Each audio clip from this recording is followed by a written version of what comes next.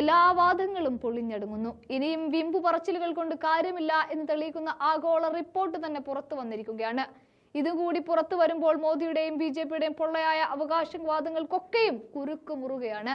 ആഗോളതലത്തിൽ ഇന്ത്യയുടെ പ്രതിച്ഛായ വർദ്ധിപ്പിക്കാൻ കഴിഞ്ഞ 10 വർഷത്തെ നരേന്ദ്രമോദി ഭരണം സഹായിച്ചുവെന്ന BJPയുടെ വാദത്തെ പൊളിച്ചടിക്കുകയാണ് വിദഗ്ധർ.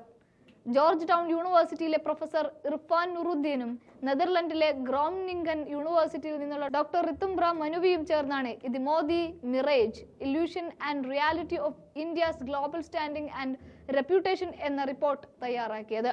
അതുപ്രകാരം ലോകരാജ്യങ്ങൾക്കിടയിൽ ഇന്ത്യയുടെ സ്ഥാനം മോദി ഉയർത്തിയെന്ന അവകാശവാദത്തെ മരീചിക എന്നാണ് അവർ വിശേഷിപ്പിച്ചത്.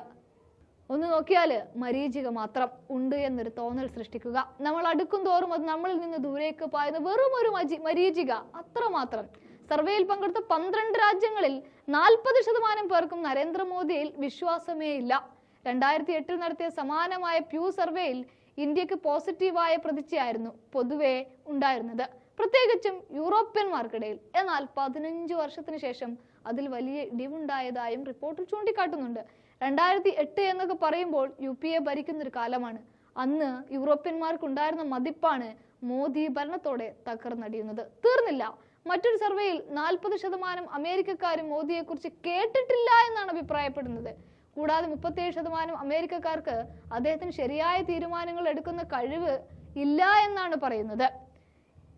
ഇനിയുള്ളതാണ് ഒന്നുകൂടെ ശ്രദ്ധിക്കേണ്ട കാര്യം. ഇന്ത്യയുടെ പ്രതിച്ഛായ മോദി വർദ്ധിപ്പിച്ചു എന്ന് പ്രചരിപ്പിക്കുന്നതിൽ ഇന്ത്യൻ മാധ്യമങ്ങളും പങ്കാളികളാണ് എന്നാണ് റിപ്പോർട്ടിൽ പറയുന്നത്. ഇന്ത്യയുടെ ആഭ്യന്തര പിന്നോക്കാവസ്ഥയെയും അടിച്ചമർത്തലുകളും ഇന്ത്യയുടെ അന്തർദേശീയ പ്രശസ്തിയെ പിന്നോട്ടടിച്ചതിന് മറ്റൊരു കാരണം കൂടിയുണ്ട്.